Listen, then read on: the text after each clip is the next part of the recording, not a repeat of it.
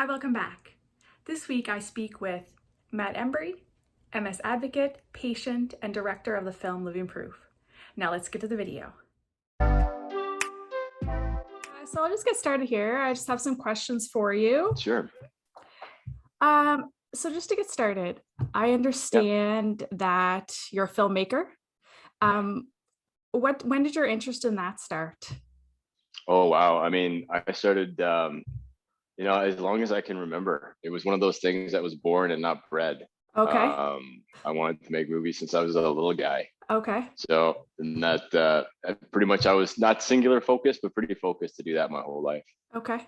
And you still do that today? Do you have any upcoming things that you're working on that you're able to share or? Yeah, I'm still doing that. I'm working on a number of projects, Living Proof 2 being one of them. Okay. And so that's gone into, we've done one day of shooting on it, and we've got some storylines that we want to follow, and definitely some material from the last doc that didn't make it to this one will be in it. Okay, that's fair. That's fair. So I understand that you were diagnosed with MS in 95 and you were 19. Yeah. What would you say, like, what your first symptoms that you were having at that time? Yeah, so that would be, that's where we're going back over 25 years now. And the first really prominent symptom that I knew I had is I was kicking a basketball and suddenly was having a really hard time feeling about the ball. It was a combination of numbness and hypersensitivity, very hard sensation to explain to people unless you've had it. And that feeling suddenly went from my feet all the way up into my chest. Oh, wow. Within about 20 minutes. Okay. And then I started to develop leg spasms. And then I knew something had gone on. Exactly. So what was your goal behind Living Proof? And have you achieved that? Yeah, that's a good question. I mean, Living Proof was a documentary. It was really, in many ways, an outreach. I knew how to reach people. I've been very blessed in my career to be able to be part of some really big projects that had reached millions of homes through TV. And I knew that if we wanted to get the information that was on mshope.com and direct-ms.org to people, that a documentary could be a very powerful vehicle to do that. And so I went to work with the skill set that I'd been given. And the goal was to reach people all over the world. Now, I mean, have we achieved that? I mean, in many ways, yes. And I have to give a lot of credit to Amazon Prime, who came on to support the movie, translated it in multiple languages, still has it on the platform today. And, it's still growing. And I think that's the amazing part of the journey, where it's the long tail now. And, if anybody's watching this and they've tried to reach out to me and I haven't got back to them, I apologize, but I just get so many messages now. I can't keep up. And so that's why things like this that you're doing are really valuable, because hopefully we can answer some questions people want to know. Yeah, that's fair. So also, I know you have a couple other things, MS Hope, Direct MS. Are those, what kind of started first? Were you with those and then you decided to go with Living Proof? Can you just kind of give me like sort of timeline of which came first and that sort of thing, how those other things developed? Yeah, so my parents were the ones who created Direct MS. That's the charity that they have, and that they had that. I think they created that way back in like 2000, maybe before that, in the early late 90s.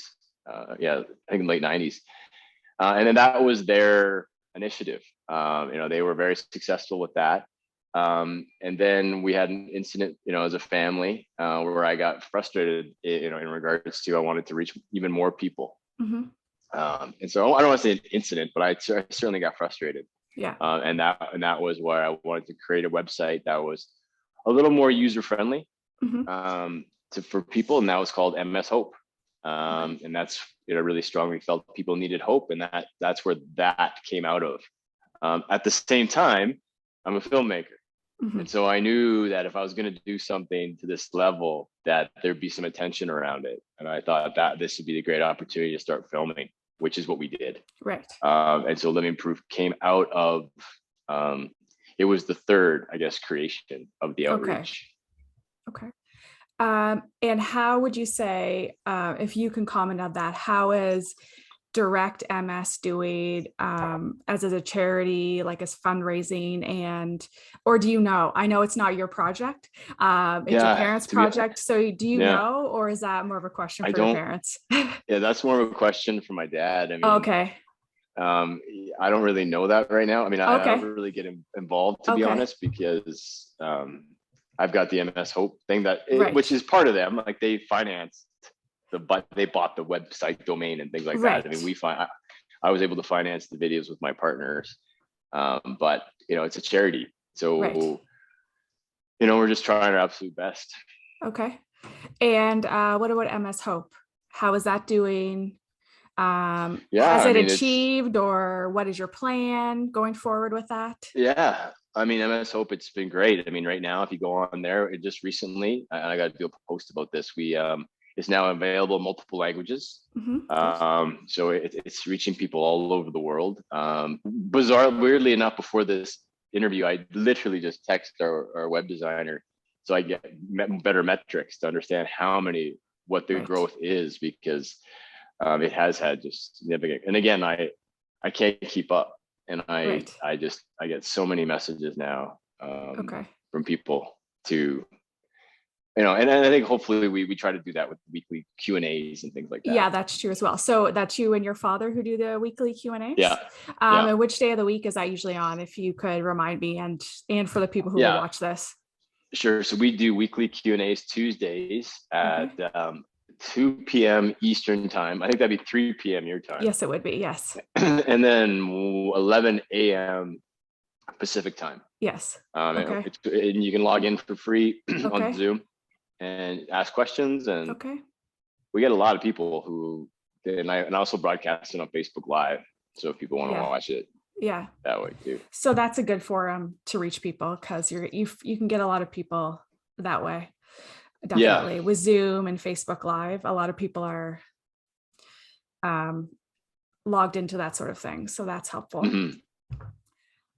So can you tell me about the development of MS Diet, a food plan that is it you and your father have come up with, or was it more your pet project? No, that's my dad. So Okay. he's the researcher in the family, Okay. Okay. and he was the one who came up with the best bet diet. Okay. And again, it's science-based, Okay. science-based strategies for dietary strategies to help control your multiple sclerosis. Okay. And what we do is on MS Hope and on Direct MS, we try to lay it out really simple for people. Mm-hmm. And there's a free cookbook that you can order, and we'll ship it to you for free as well. Okay. If you choose to implement those strategies. Okay. So it's but it's very important to understand that it's a science-based approach. Okay. It's not it, and this has been, you can dig deep into that on the direct-ms.org website. Okay.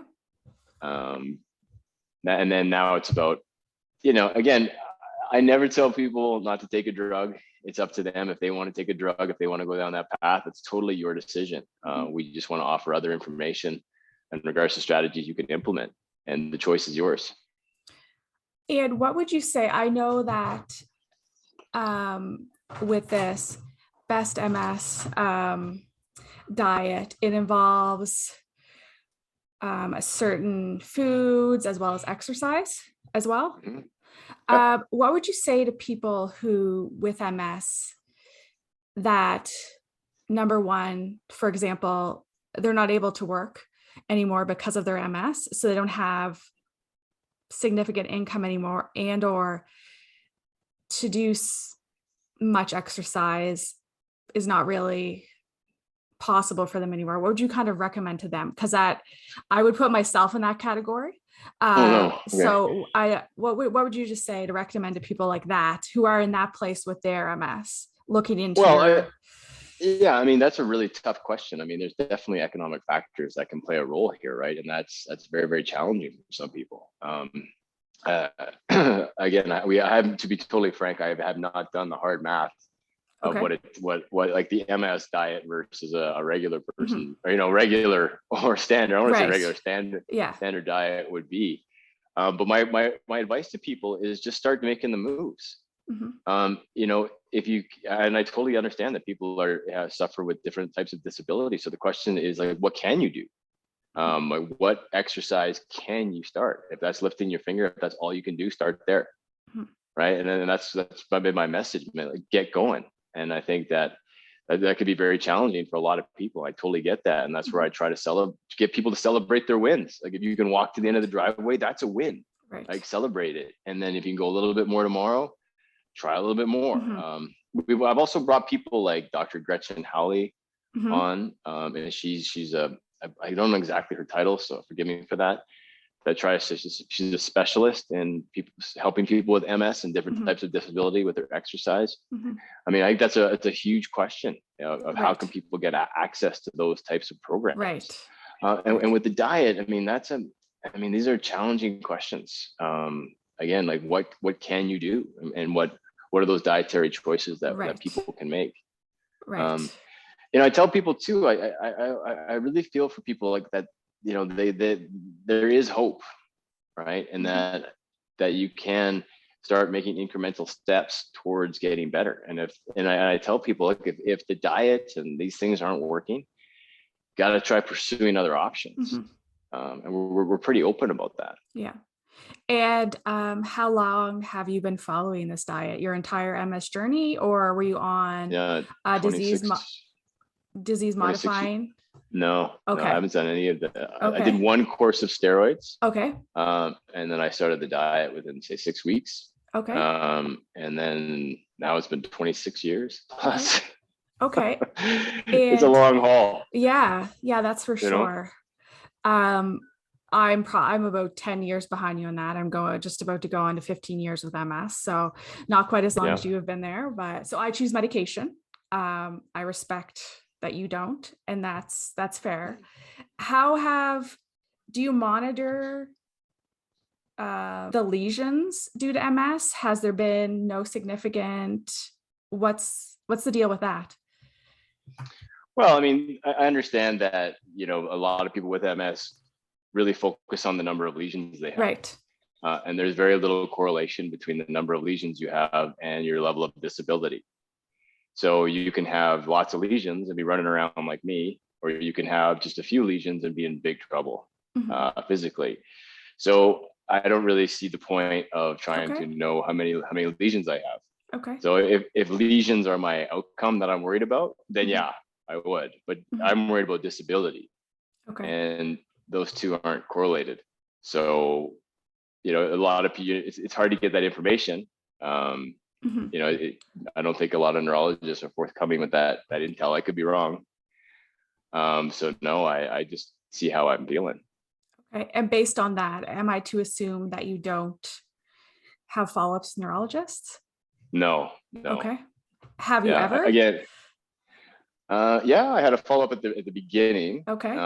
But then once I was like, wow, I can see, you know, a neurologist it's really a place, from my perspective, if you want a drug, that's where you got to go. But again, with the information from the MRI, not really necessarily giving me information on my long-term outcome, I just don't see the point. Okay. But again, I don't want to come across at all judgmental. If people want to go into that system, that's totally up to them. I guess that's totally their decision. Okay, fair. I appreciate that. And I understand that you've had the CCSVI procedure done. Is that correct? Yeah. How long ago did you have that done? I think that was 2012 or 2010. I think it was 2010. I think. Okay. Sorry. How would you say your MS was prior and versus after you had it done? Was there significant change? For me, not significant. Okay. Definitely some issues around brain fog and things like that resolved. But not major. I wasn't really suffering a lot of disability. Okay. Right. And I think that, so that's. So why, what's your reason for undergoing that procedure if you really wasn't for disability? Well, I mean, I think in things like, say, brain fog, or my other question is like, if you're become aware that you have obstructed jugular veins, why wouldn't you open them? Okay, fair. And who performed that procedure? Where did you get it done? I know And several people who have got it done, and they have to go to various places. yeah, I had to go to Poland. Okay. Okay. I did notice in your film Living Proof that the doctor that you did interview regarding that wasn't actually someone who was like an MS specialist particularly. Was the person who did it in Poland, were they an MS specialist? So why would I interview a neurologist about a vascular condition? So was it a vascular specialist that performed it, or an MS specialist? I haven't had it done myself, so I'm not aware of who the actual specialist is that does perform that procedure. Well, I mean, CCSVI is about your vascular system, right? Right. So So, I'm to assume that it was a vascular specialist who performed. right. Okay. Yes. Okay, that's fair. Because it was, from speaking with other people I know about had it done, they weren't very clear in describing that to me either. So as to what the doctor specialized in. So I would assume now, since you're telling me this, would be a vascular specialist. Let me Well, see. and I think that's what this is where I think some of the issue comes in.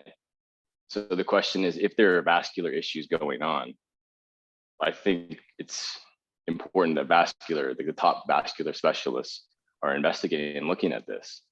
Right. Right. Now there may be neurological issues that surround that. Yes. I feel like that's it's a secondary question. Okay. Right. Or it's Yeah. a secondary issue. Like Yeah. if this is maybe a bad example, but if I tie a band around your hand, okay, Mm-hmm. and your hand starts going numb, who do you go see? The hand's numb because you've closed off the Right. the You're cutting off the vascular issue. circulation. Sure, you solve the Yeah. vascular issue, your Yeah. hand comes back. I know that's a bad analogy. I'm not saying Right. that's how MS works Right. at all. But this is where I think things get a little bit muddy, right? And I Yeah. think it's Fair. again, and again, I'm not giving any kind of conclusions, and I don't want to, say it's the proof for any blah blah blah blah blah. Right. But what I am saying is that I think we're way too early in this investigation to throw the baby out with the bathwater. Okay. There's still so many unknowns in regards to what Right. blockages in our veins and our head and could be doing to other parts of our body. And I think that to just walk away from these things too early is a bit of a problem. And then again, that's what we try to show in the movie, Right. that there's still much more work to be done, and nobody should come to these major conclusions. Right, exactly. Because there was some talk in the media that there's some scientists that sort of debunked that procedure didn't work, because some people were finding that, yes, they had immediate relief, and for example, a disability that they had went away, but then it returned a short time later. So as you said, I agree, further research needs to be done into that. Yeah, and I think Definitely. it's also we also have to be careful. Like a word like debunked isn't a scientific term, and so I think when the media, has this type of information, people can become very, they can jump to conclusions that maybe they don't necessarily need to so quickly. And Right. this is where we try our best to offer people information in a way that is not being too dogmatic or to force it down people's throats, and to get people to be open-minded, and to keep the research going. Mm-hmm. Exactly. And what are your thoughts on stem cell therapy that has taken place in various parts of the world? I know you can do it in Canada now. There's a little bit of procedure for that. Other places you would have to pay for it. What is your thoughts on that? Yeah, I mean, I've been very vocal. Again, I'm not a doctor, so I don't give medical advice to people. But I do share my own journey, and I've been very open. I mean, there's various types of stem cell treatments, right? And I think that to be clear, if I did have a problem with, say, the nutritional strategies weren't working for me, that would be my next plan. I'd be on a plane tomorrow to get the HSCT, which is a stem cell transplant. Right. And that would be my plan B. Right. So I think that, from what I've read, and Also, I've been very fortunate to have met one of the top doctors in North America who has done that treatment, and just to be able to talk to him and to learn was an exceptional experience for me. And so I do share with people that I do think there are, there's a lot of value there. Right. And I believe for hair in Canada, they use your own stem cells. That's the one I'm aware of that they do here. Yeah. As far as other countries, I can't speak to that. So. Yeah. And the one we showed in Living Proof was actually a different stem cell procedure. Yes. Yeah, it was a different type, but also was pretty promising. Like for me, like it was really neat to watch that in action. Yep. But again, in all categories, just more research, right? Exactly. That is very interesting that you're coming out with Living Proof number 2. Is there a release date on that, or is it TBD because it's too new? Well, it's like everything else in this world was like with COVID, right? It's just things are just harder to do. And so, I mean, it's kind of like, how do we do this safely for the crew? And like, do you know what I mean? And there's a lot of travel that would be involved. Yep. So those types of things have really kind of slowed us down a lot, significant. So, I mean, I'm hoping within 2 years. Yeah. Yeah. I think that is all my questions that I have for you. I do believe. Anyway, thank you. Thank you for doing this. I really appreciate it. Hi, thanks so much for watching. Please like, comment, share, and subscribe. See you next time. Bye.